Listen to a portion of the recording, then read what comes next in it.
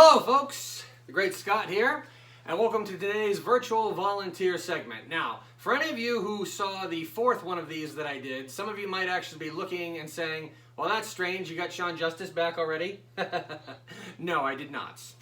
Anybody who's ever seen any of the things that Shawn and I have talked about when it comes to the Twin Master, you know that one of the reasons why Shawn was intrigued by that project was because he mentioned he himself was a twin, so I thought it would be interesting to have Shawn's twin brother on the show. He's a producer in his own right. He produced the creation series Awesome Science and is the president of Compel Media. Please say hello to Kyle Justice. Kyle, how you doing today? Hey, good, Scott. It's great to be here. Thanks for having me. Oh, no problem. Thanks for taking the time to be on this virtual volunteer segment here. I know that, like Shawn, you are also a corporate video worker as well. Is that correct? That's what you do for a job? Hope I didn't take you away from any projects or anything. Yeah, we do, corporate work, but broadcast work, and we have our own kind of ministry of doing work of science documentaries and kids shows from a biblical worldview. Mm-hmm. That was one thing that always I found fascinating. You and Shawn, you are twins and you are both filmmakers. You both do corporate video work. You kind of went more the route of the documentarian rather than the narrative film like Shawn did. Oh yeah, over the years I've been producing. I think I produced 150 different television shows and kids shows and documentaries. All the way up to ESPN and National Geographic. So, yeah, God's really blessed me on that. Yes. And you and Shawn have worked together from time to time, combined your resources, right? Yeah. And sometimes when I need help, I'll hire him, and then when he needs help, he'll hire me from time to time. Mm-hmm. Alrighty. Well, because you are today's virtual volunteer, we are going to go right into the effect that I have today. This is a effect called Flashback. It's by a magician by the name of Larry Becker. I always love to give credit where credit is due. Now, as someone who has done a lot of documentaries and stuff, I'm sure you have to do research for most of them, right? Oh, yeah. Yeah, if you don't, you get in trouble. That's right. Which is one of the reasons why I thought you would be the perfect volunteer to do a trick that requires a whole bunch of books. Oh, okay. Okay. So I don't know if you can see these. I'm pretty sure that most of these are books you have not heard of before. Probably not, no. Okay. Well, here we only need one book for the first part of this trick. So pick one of these books, please. How about the front one? This one right here? The ultimate flashback, is that what that says? That's what it says. That is correct. Yeah. Okay, now here's what we're going to do. Now, I did ask you to have a piece of paper and a marker ready. Do you have those? I have the pen and the paper's right here. Okay, all right. Here's what's going to happen. Now, I have to be careful here because when you're shooting on Skype, you have your own image in the corner and stuff. So we have to do this in a way that we make sure that I can't possibly cheat using a camera angle, okay? What I'm going to do is I'm going to look this way. Can you confirm I'm looking towards the camera that's filming us and not you? Okay. I confirm, yes. All right. So I'm going to go like this with the book. See how I'm flipping through it? And what I'd like you to do, please, is tell me where you want me to stop. Okay. Stop. Right here. Okay. Yeah, sure. Now I'm putting my hand over the corner here, and there's a reason for that, okay? It's because I'm going to hold this corner right up to the camera, and I want you to read the first word that is on this page that you stopped me on. Let's see here. You're going to remove your hand then? I'm going to remove my hand, and I'm going to look the other way to make sure that I can't see it, okay? But I shouldn't say it out loud, right? No, don't say it out loud. What I want you to do is write it on the paper. I want you to write the word on the paper. Okay? All right. All right, so I'm going to look the other way, and I'm going to remove my hand now. Okay. Can you see the first word on this page? Yes. Okay? Yes. Yeah. Okay, now if you would please write that word down on the piece of paper. Okay, do you have it? Do I need to keep this open anymore? No, go ahead. All right. Okay, notice I'm still looking this way, so I couldn't have seen it, right? Okay. Right. Okay, now did you write it on the paper big enough to be seen on camera? I believe I did, yes. Okay. Now, we have 4 more books here. Please pick another one. How about the green one? The one you just held up. Not that one, the other one. The one with the baseball player on the front? Yeah. Okay. Now here's what's going to happen. I'm going to ripple through this, and once again, please tell me where to stop. Stop. Okay. Now I'm going to look at the very first word on this page, and I am going to write that one down.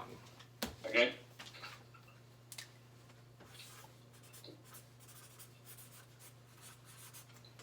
All right. Now here is where things are going to get interesting. Are you ready?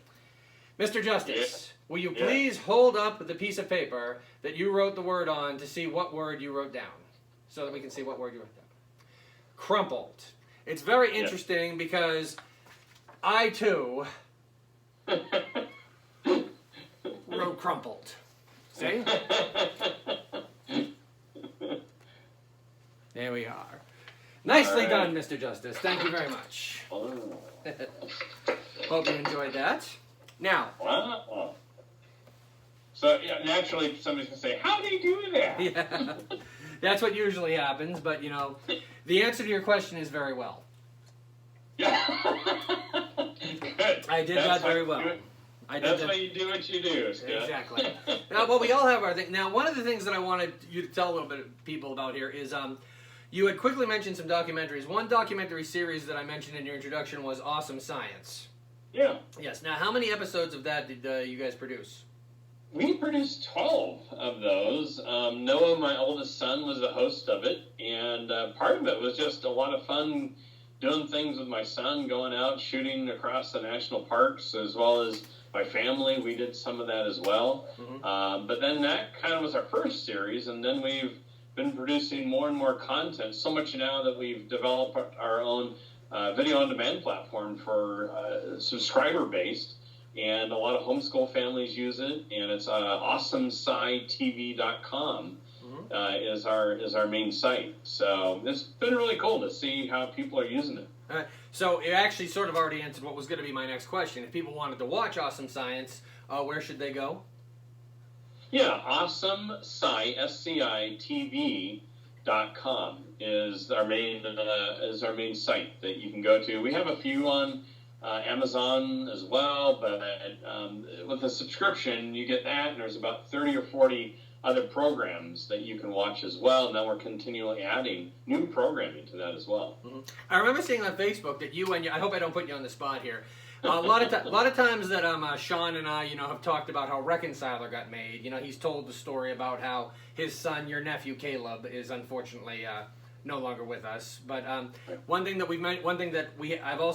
he's also mentioned is that Caleb was the oldest of 4 kids that Shawn had. But he said that you kind of were the Father Abraham of the family. How many children do you have? Father Abraham. I have 8 children. You have 8 kids. And your oldest, like you already said, your oldest son was the host of Awesome Science. I remember. Yeah, he's now 22. Mm-hmm. And you told me he's getting married soon, actually.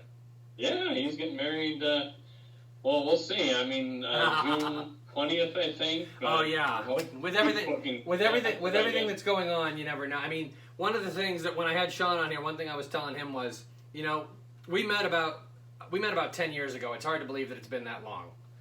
But we met through Barry Bowen, our mutual Facebook friend, about 10 years ago, and the idea that we have been trying to go after Twin Master all this time. Mm-hmm. We were 2 weeks away from launching a Kickstarter to try to get a series version of it made when all this hit. And yeah, so we had a couple of things that were lined up that really made it look like this was finally it, and then all of a sudden the whole world gets put on hold. Of course, as I mentioned to Shawn, it's a little bit hard to be disappointed saying, "Oh God, when are you going to give me a chance?" Every time we get close, something gets in our way. Well, this time the entire industry has shut down, so it's kind of hard to. You have to remember that not only can we not shoot anything, but Hollywood can't shoot anything either, right now. Yeah, and one of the things about Awesome Science that I love is that it's a creationist video. It's a creationist video series, right? Yeah. I mean, you hear the term fake news all the time these days, but there has been fake science in our museum for years, hasn't there? Well, it's interesting because a lot of people say, "Oh, you're anti-science," and my next question naturally is, "Well, what is science?" Right. And you really have to define that first. And real science is being able to take an idea and then write a theory and then reproduce it in the lab, and that's operational science. Mm-hmm. And a lot of what we talk about is forensic science, and that is you think of CSI and that type of stuff, where a crime has happened, something's happened in the past, and we need to reconstruct based upon the evidence and the clues and everything we can find out. And that's really what, when you look at the past, some people say it was evolution. Others, according to the Bible, that God created, and He created in 6 days, literal days, and everything we see now is from that creation. And so you have those two world views, and so real science is, okay, let's study this. And the more I go back and use forensic science, the more it really leans towards the fact that we have a creator who loves us, and we're created in His image, and we have great value and worth. And, to somebody who believes in evolution, that's a lot harder because, in evolution, we're just animals. We have no worth. We have no purpose.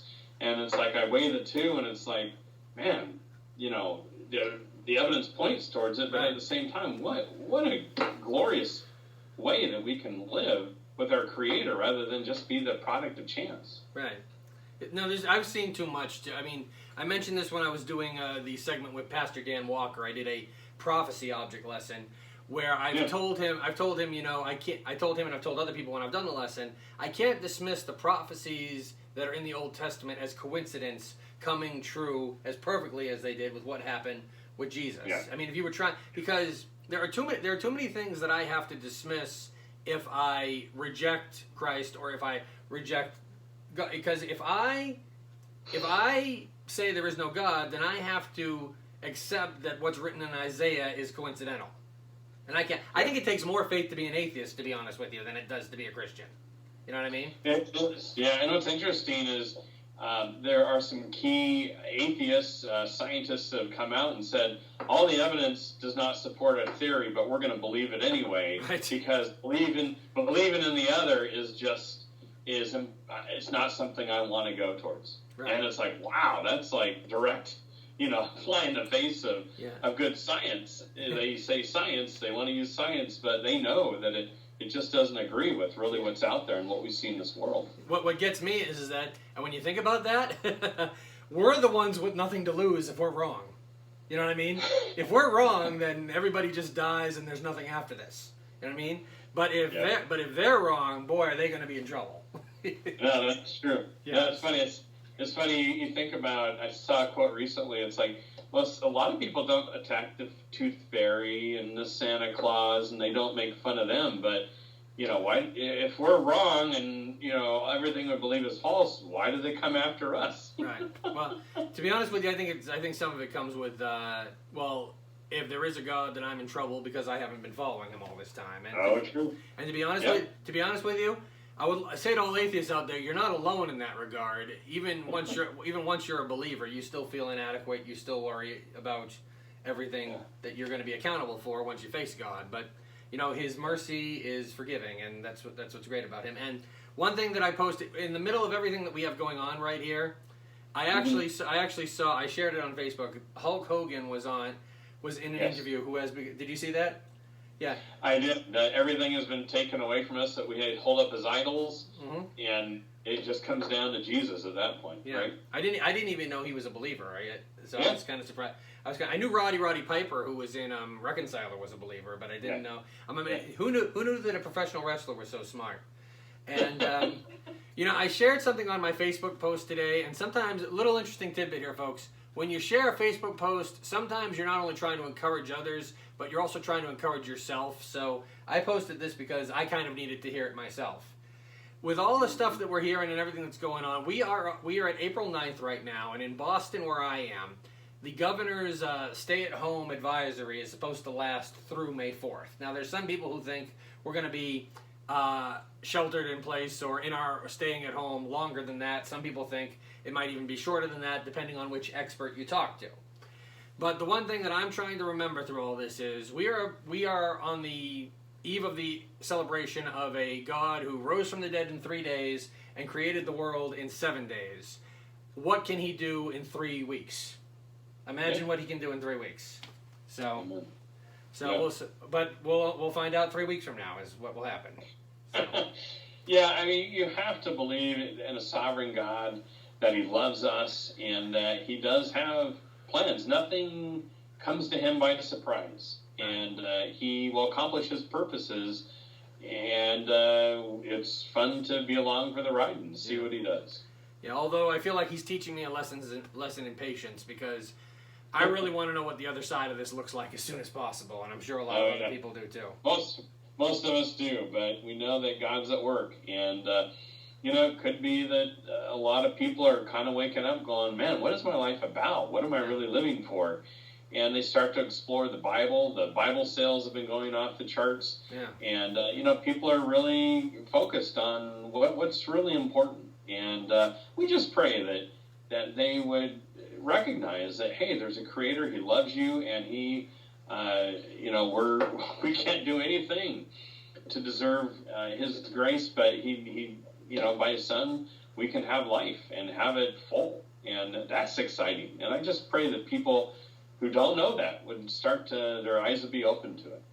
Well, I pray that too. Kyle, I want to thank you for taking the time for being today's virtual volunteer and sharing some of your thoughts and beliefs with us. And check out Awesome Science if you get a chance. It's in a word, awesome, I would say. I'm sorry, I couldn't resist. Thank you very much, folks. Have a good day, and God bless. All right, bye.